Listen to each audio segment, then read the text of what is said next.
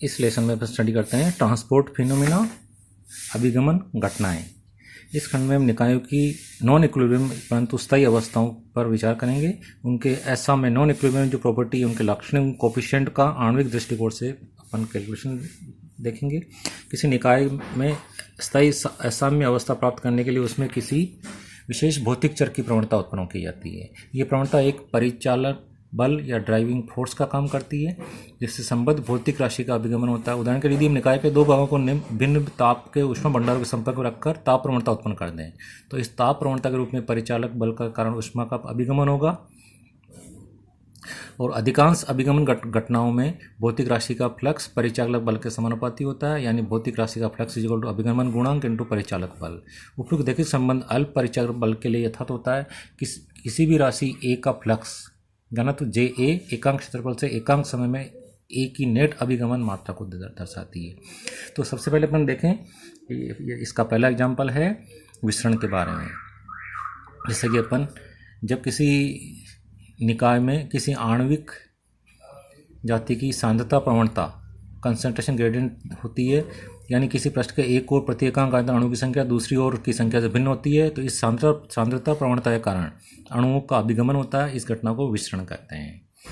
यानी किसी यदि आणविक जाति के अणुओं की संख्या घनत्व हो तो सांद्रता प्रवणता ग्रेडियंट n कहलाएगी। किसी पृष्ठ के एकांक क्षेत्रफल से एकांक समय में अभिगमित अणुओं की संख्या फ्लक्स घनत्व Zn से दी जाएगी। Jn की value minus D great lambda कहलाएगा। डी यहाँ विसरण गुणांक कहलाता है और उपरोक्त जो संबंध है वो फिक का नियम कहलाता है। ऋण चिन्ह दिखाता है कि भौतिक राशि का अभिगमन प्रवणता की दिशा के विपरीत हो रहा है।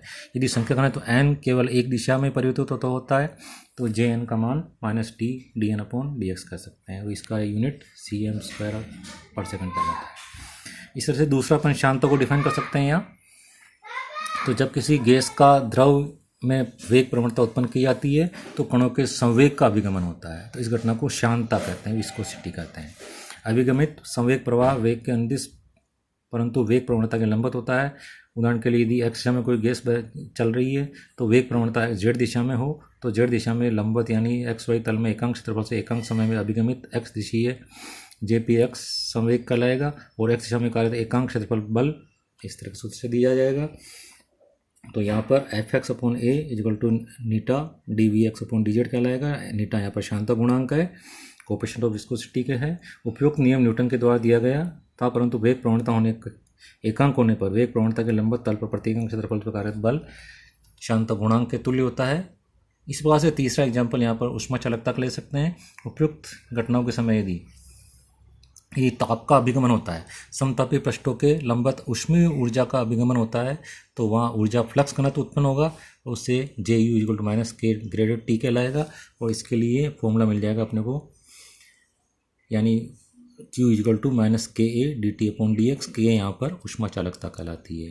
इस प्रकार से तीनों अभिगमन घटनाएं अपन ने यहाँ न्यून रूप में देखी, इनका विस्तृत रूप यहाँ के डिराइव किया हुआ है। जैसे सबसे पहले विस्कोसिटी का देखें तो इसका जो फॉर्मूला डिराइव करने के लिए ये फिगर यूज़ किया है इन्होंने।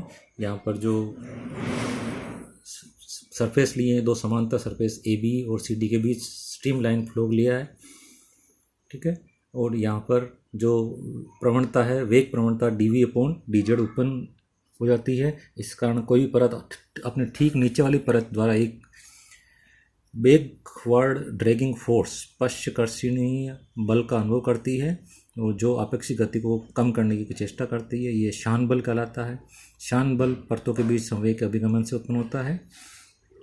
तो इस तरह से यहाँ पर अपन इसको यूज़ करते हुए यहाँ पर पी क्यू से पार करने वाले अणुओं की एक्स दिशा में संवेग का सूत्र ये मिल जाएगा, आर से क्यू को पार करने वाले अणु का ये मिल जाएगा। इसलिए अपन सोल्व करेंगे तो अपने को जो शांतता का सूत्र है, शांतता का फॉर्मूला अपने को मिल जाएगा, जो यहाँ पर F इजिकल टू ये निकाला हुआ है आप बीच में देखें आप, यानी परिणाम स्वरूप शांतता गुणांक eta equal to 1/3 mn c bar lambda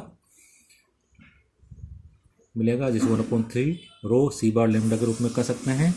और गैस के होने को मध्य यदि 4 सी बार का अपन फॉर्मूला यूज करें तो अपने को lambda equal to eta equal to formula मिलता है 2/3 pi D square N M R T upon pi raise to power half. ये फॉर्मूला अपन नीटा के लिए ऑब्टेन कर सकते हैं। इस तरह से शांता गुणांक गैस के परम ताप के वर्गमूल के समानुपाती होता है, दाब और घनत्व पर निर्भर नहीं है, निम्न दाब को छोड़कर जहाँ मुक्त पथ की लंबाई अल्प नहीं रहती, पर ये अपन प्रूव कर सकते हैं। तो इस तरह से ऊष्मा चालकता का फॉर्मूला निकला है। तो ऊष्मा चालकता के लिए भी अपन यहाँ पर जैसे कि यहाँ पर ABCD या सरफेस माने गए हैं और जिनके बीच में तापांतर माना जाता है। तो जिसे अपने पिछला विस्कोसिटी का देखा उस प्रकार से ऊष्मा चालकता के लिए भी अपन सूत्र निकाल सकते हैं। यह निकाला हुआ बुक में, आप इसको स्टडी कीजिए और प्रॉब्लम आए तो पूछ सकते हैं।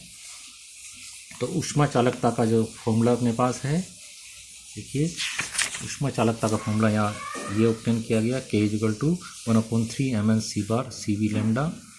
इक्वेशन 6 C बार और लैम्डा का मान सब्स्टिट्यूट कर दें और CV को मोलर विशिष्ट ऊष्मा के रूप में चेंज कर दें, तो ये मोल मिलेगा अपने को 2/3 πd² एंड RT/m⁻² CV के रूप में।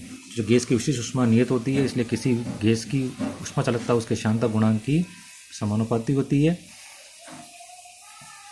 शांता गुणांक की पावर हाफ होती है और दाब पर निर्भर नहीं करती है, परंतु विभिन्न गैसों के लिए ऊष्मा चालकता अणुभार के वर्गमूल के समानुपाती होती है, जबकि शांता गुणांक अणुभार के वर्गमूल के समानुपाती होता है। इस प्रकार से तीसरा फॉर्मूला अपन विसरण का ऑब्टेन कर सकते हैं। सिमिलरली जैसे अपन ने पिछले दो देखे, सांद्रता प्रवणता यदि उत्पन्न कर दी जाए तो विसरण का सूत्र अपने को मिल सकता है। विसरण का फॉर्मूला भी उसी प्रकार से डिराइव किया हुआ है जैसे अपन ने अभी दो देखे हैं। तो विसरण का फॉर्मूला D = 1/3 लैम्डा C बार के रूप में मिल जाएगा अपने को यहाँ पर, और D ∝ TH⁻½ मिल जाएगा। तो इस तरह ये तीन प्रकार के जो गुणांक मिले अपने को, नीटा, K और D, इन पर इंटर रिलेशन भी डिराइव कर सकते हैं अपन। ये तीनों मुख्य सूत्र अपन ने डिराइव किए अभी, नीटा, K और D। ये इक्वेशन 1, 2, 3 के रूप में लिखी है अपन ने यहाँ पर। पहला शांता का, दूसरा ऊष्मा चालकता का, तीसरा विसरण का। इनमें इंटर रिलेशन भी निकाली हुई है, ये देखिए आप किताबों में। तो इस तरह से इंटर रिलेशन निकाल सकते हैं और ये कुछ एग्जाम्पल भी सारणी में दिए हुए हैं, इनको भी आप देखें, स्टडी करें, नहीं आए तो पूछें। इस तरह से ये लेसन इसी के साथ खत्म हो जाता है। इसके न्यूमेरिकल वगैरह भी करने हैं आपको, और कोई प्रॉब्लम आए तो पूछ सकते हैं। Thank you.